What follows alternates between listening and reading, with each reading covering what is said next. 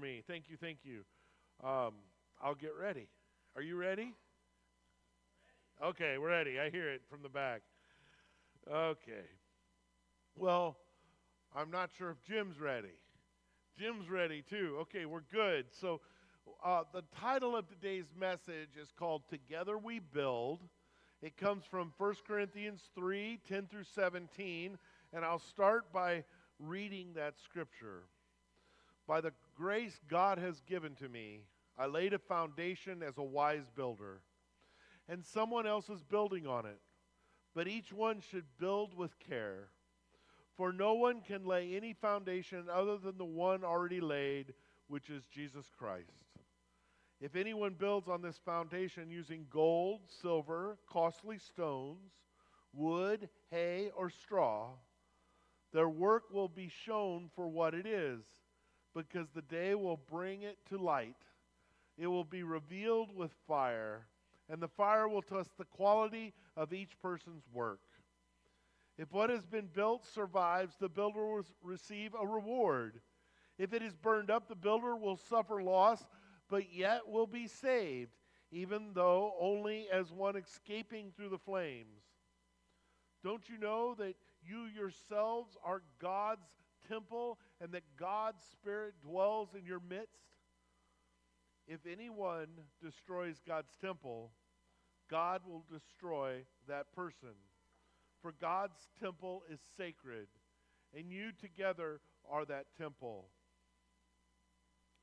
Today we're going to begin with an ancient myth that I am aware of. And by ancient, I mean that this idea goes back a few decades.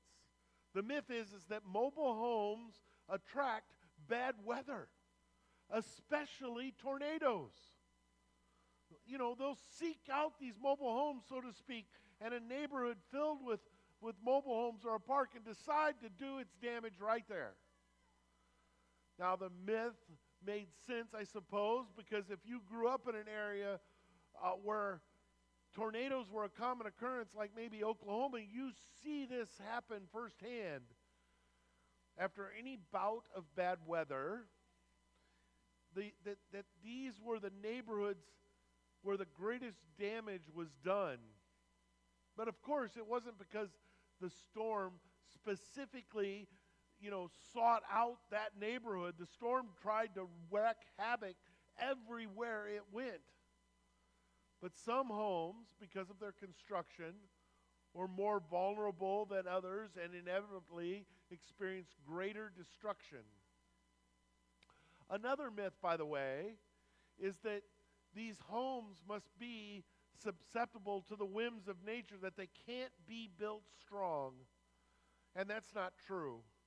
Advances in construction technology ensure that modern manufactured homes are specifically engineered to withstand the strongest of winds. In fact, today, manufactured homes are pretty much like any other structure in town.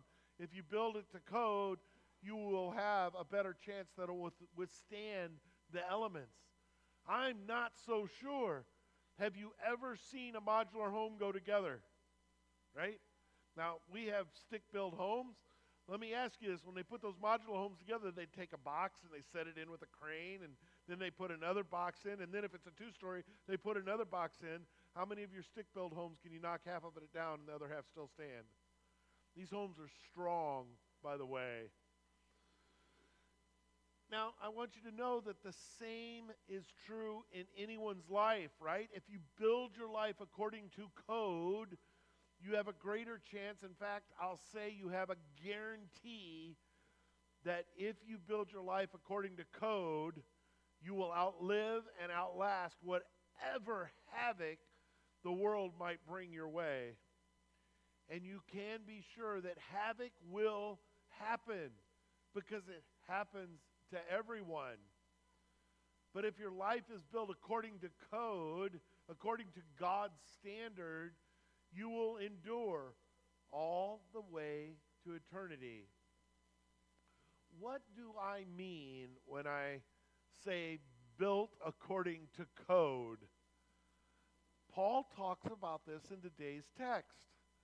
We're in week number 6 of our series in 1 Corinthians. The series is called Good News for the Not So Good. And as we've seen in weeks past, and we'll certainly see more in weeks to come, the first century church of Corinth was, in many ways, just like the 21st century church in America.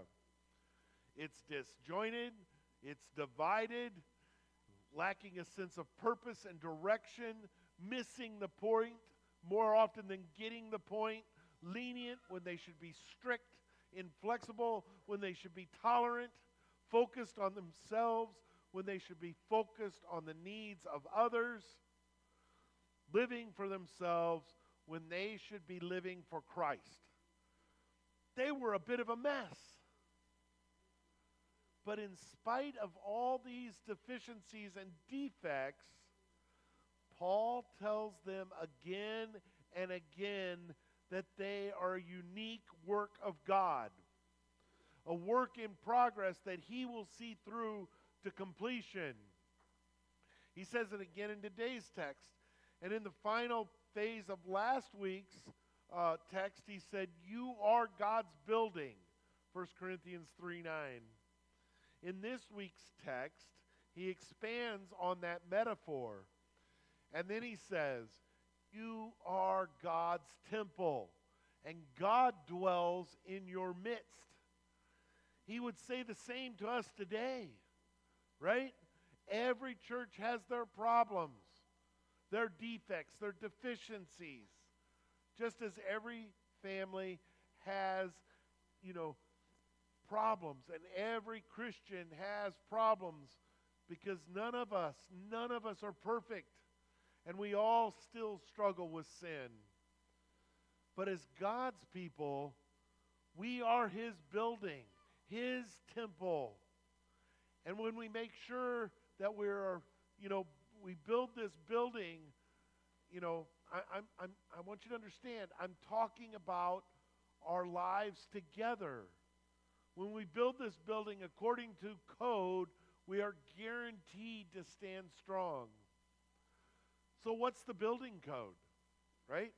What is the construction standard? Here are 3 requirements that every church and every Christian must consider in order to build a life that lasts for eternity. Here are the 3 things that we need to do. First of all, let's make sure our foundation is sure. I once heard an evangelist, tell about a time that he was giving a series of lecture in Columbus, Ohio. The meeting hall was close to Wexner Arts Center, and this was a popular gallery located on the Ohio State campus. Not one boo. Oh my. Oh, there was the boo in the back? Okay, yeah. Anyway, one day as they passed this building, right, which was brand new at the time, his guide said that the Art Center was designed, right, with a postmodern view of reality. The evangelist asked what he meant. The guide said, this building has no pattern. There are staircases that lead to nothing. There are standing pillars that support nothing. The architect designed the building to reflect the random, meaningless, often absurd nature of life. The evangelist asked the man, did he use this same philosophy of design when they were building the foundation? The man laughed and said, of course not. You can't do that with a foundation. If you build your existence on the idea that life is random and meaningless, guess what? Your life will become random and meaningless and unstable in every way, subject to the whims of the wind. We all know how essential a foundation is to any building. A proper foundation does more than just hold the house above the ground. It also keeps out moisture, insulates against cold, resists the movement of the earth around it. And according to the guy on this old house, a good foundation should last forever. Without a good foundation, he says, you're sunk. A foundation has to be strong enough to hold a tremendous amount of weight. The average house today, I wonder if you can, do you know or can you guess that it weighs about 50 tons? At the very least, a house foundation has to be sturdy enough to withstand the weight of 50 tons. Do you have any idea how much 50 tons is? Some of you might say, yes, I do. I have an idea. 50 tons is almost the total weight of my problems. Our worries do weigh us down. No doubt about it. If your foundation isn't sure and secure, life's burdens will certainly bury you. Without a good foundation, yes, we're sunk. What is the foundation we're to build upon? Listen to verse 10. By the grace God has given me, I laid a foundation as a wise builder, and someone else is building on it. But each one should build with care. For no one can lay any foundation other than the one already laid, which is Jesus Christ. I'm telling you today that if your life is built on anything other than a relationship with Jesus Christ, you're vulnerable to any storm, the winds that come your way. How do you know which foundation your life is built upon? Where do you turn when the winds begin to blow? Some turn to some kind of substance to take the edge off. Some seek refuge in meaningless relationships. Some just give in to their rage. Some surrender to despair. If instead you will turn to Christ during difficult times, allow Him to be the foundation of your life, you will stand strong. As the Apostle Peter said in 1 Peter 1:6, see, I lay a stone in Zion, a chosen and precious cornerstone, and one who trusts in Him will never be put to shame. And this is why Jesus said, therefore, everyone who hears these words of mine and puts them into practice is like a wise man who built his house on the rock. The rain came down, the streams rose, and the winds blew and beat against that house. Yet it did not fall because it had its foundation on the rock. And that's Matthew 7:24 and 25. In order for your life to be God's building, as Paul says, make sure your foundation is sure, right? Make sure your life is built upon Jesus Christ. That's the first code requirement. And here's the second. Let's build our lives together with the very best material. Listen to verse 12. If anyone builds on this foundation using gold, silver, costly stones, wood, hay, or straw, in verse 13, their work will be shown for what it is, because the day will bring it to light. It will be revealed with fire, and the fire will test the quality of each person's work. Verse 14, if what has been built survives, the builder will receive a reward. Verse 15, if it is burned up, the builder will suffer loss, but yet will be saved, even though only as one escaping through the flames. In this section, Paul is talking about the lasting value of a person's ministry and the quality of their work. The work is, some is like gold and silver. The work of others is like hay or stubble. And he says that our work will be tested by fire. And on the final day, the results of the test will come in. He's not saying that at the end of your life, you will suddenly go through a fire. Life is the fire. We all go through the fire in various times, and the fire reveals on that final day what will survive the flames and what will succumb to the flames. This applies not only to those who are in, quote unquote, right, the professional ministry. It applies to every one of us because we all contribute to the construction of the lives of those around us. Parents, you're building into the lives of your children.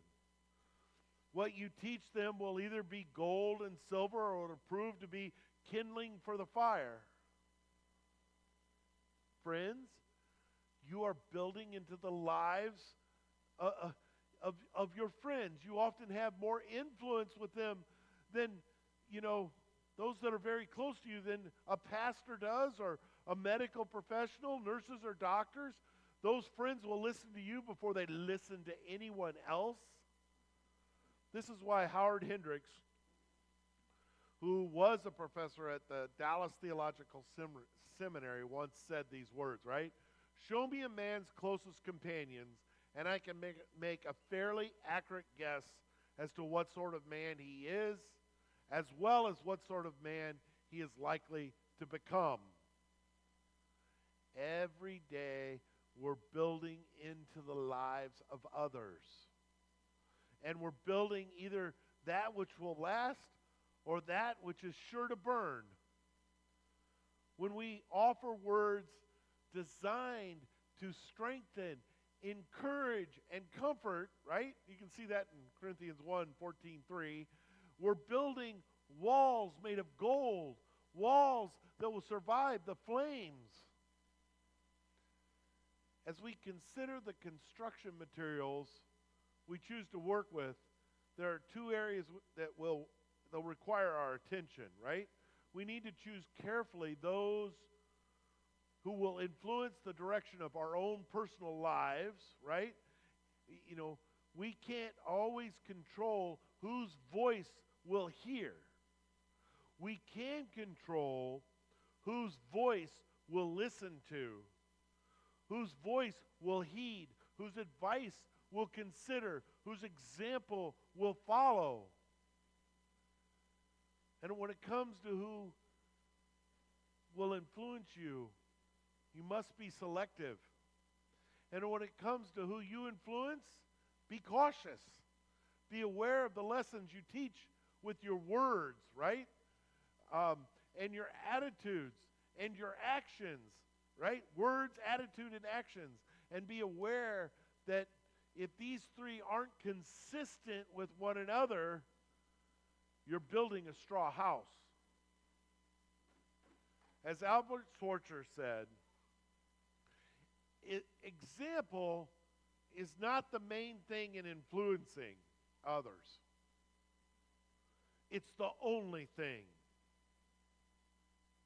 If you want to be, as Paul said, God's building, you need to make sure you're using materials that are made to last. And here's the third building code requirement. Let's recognize the sacred nature of this relationship. I'm talking about what we're doing right now and what we do every week. We worship together. We serve together. We learn together and grow together and fellowship together. Paul says to the people in Corinth in verse 16, don't you know? That's how it starts out. And by the way, Paul uses this phrase, don't you know, 10 times throughout this letter. And each time used in what could be really considered a scolding manner. The Corinthians prided themselves in their knowledge. And so several times he says, in effect, don't you know this? Because you certainly should know it. but you're acting as if you don't know it. So let's listen to all of verse 16. Don't you know that you yourselves are God's temple, and that God's Spirit dwells in your midst? It's important to note here that in Scripture, the word you is plural, right? Not singular. The King James translates this to ye. Don't ye know? The NIV translates it to you yourselves. In the South, it would be translated as y'all. Right? He's saying you all are God's temple, and God's Spirit dwells in you all. In you all's midst. That I must submit is an accurate rendering of the Greek right here. You're all God's temple, and God's Spirit dwells in all y'all in your midst. Paul is saying that we're not just a group of friends that to get together and hang out every week or so. This is a sacred relationship. Together we make up more than merely the sum of our parts. You can go to Lowe's, buy some wood, some nails, some sandpaper and stain, for a few $100. And if you know what you're doing, you can use these materials, right, to build a custom bookshelf that might sell for thousands. That's the miracle of construction. The whole is worth more than the sum of its parts. The same can be said for the church. Individually, we're just a scattered group of wayfaring strangers. Put us together, and we're the temple of God, and He dwells among us. I grew up going to church every Sunday, and I always knew there was one room in the building where I was not allowed to cut loose and be a kid. The sanctuary, of course, right? And that's the way it is in most churches. But I love seeing the kids run around here, right? But you can bounce off the walls really pretty much anywhere. In the fellowship hall, you can run here and there, but there's no roughhousing in the sanctuary. That's how it was when I was a kid. No jumping on the furniture, no food or drink. Look, right? No food or drink. We got our food or drink, right? And no shouting. We're Methodists. Y'all don't know how to shout anyway. I think you're doing pretty good. The room was to be treated with the utmost reverence, and of course, there's nothing wrong with that. Teaching kids to be reverent. But let's not forget where the real sanctuary is. In this church or any other church, the real sanctuary is in whatever room we happen to be in together. Right now, it's this room. Just a little while ago, there were people in the foyer or over here or having a meal, right? That's how, we're with one another. And that's where the sanctuary was at that point. We're good? All right. I'm listening. The sanctuary is not the building. That's what I'm trying to share with you, right? It's the relationship we have with one another. That's how sacred fellowship is. There's a church in Arkansas where vandals set fire to an old church and burned it to the ground. It was called Cotton Plant UMC. The sanctuary of that church, and I mean the room where they worshiped, was one that was over 100 years old, right? Both the windows and the woodwork were truly amazing. And this particular church was, out in the middle of nowhere. The congregation had been dwindling for a number of years because the community itself was dwindling. Downtown is mostly empty storefronts on the main streets. When the fire came, most people assumed that permanent closure was the inevitable next step for this tiny little church. As it turns out, The building that burned down was not actually the church. It was just where the church met. And so the church continued. For a while, they met in a borrowed room. And then they began to meet in a remodeled fellowship hall. And now they're meeting in their brand new, recently built worship center. And there's still about 10 of them. And they're still together. Neither a pandemic nor a fire could destroy this temple. But it's because the temple is not brick and mortar, it's flesh and blood. You know what's worse than someone trying to destroy a church by burning it down? Someone trying to destroy a church by tearing its members apart. Someone trying to prevent worship from taking place, ministry from taking place, spiritual growth from taking place, fellowship from taking place. The person who does this puts themselves at great risk. Paul pulls no punches here.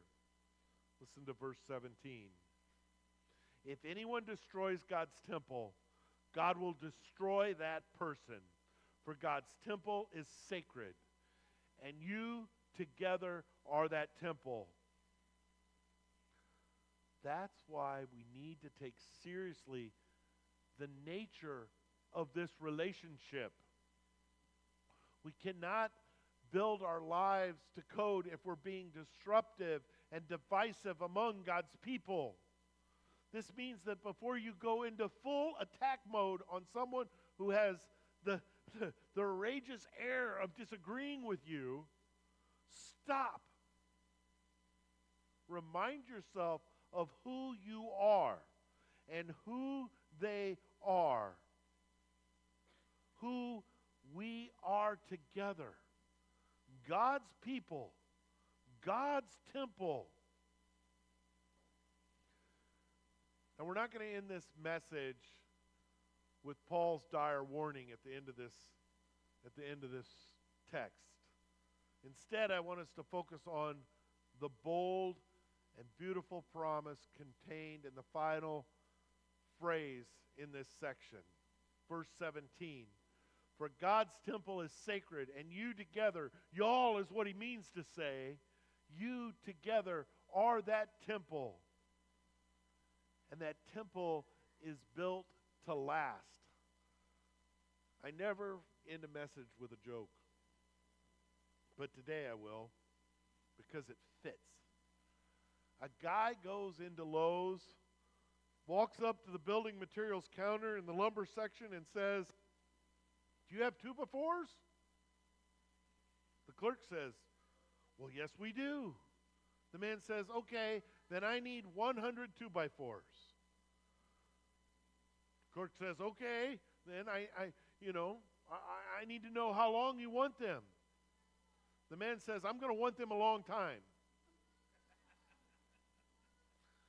Listen, together we make up God's building, and he plans to keep us for a long time, for eternity actually. The building we're part of, this sacred temple, it's meant to last forever. This is why the Apostle Peter said this about us.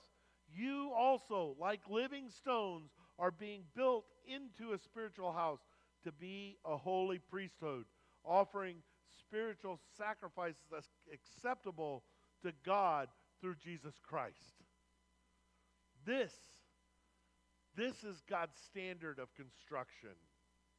We are his holy temple. So let's build our lives together according to this code. My friends, there's no better time to celebrate Holy Communion. As Jesus did with the disciples in that upper room that day, and we pray God's blessing over these elements. I want you to think about Jesus being in that upper room and taking that loaf of bread.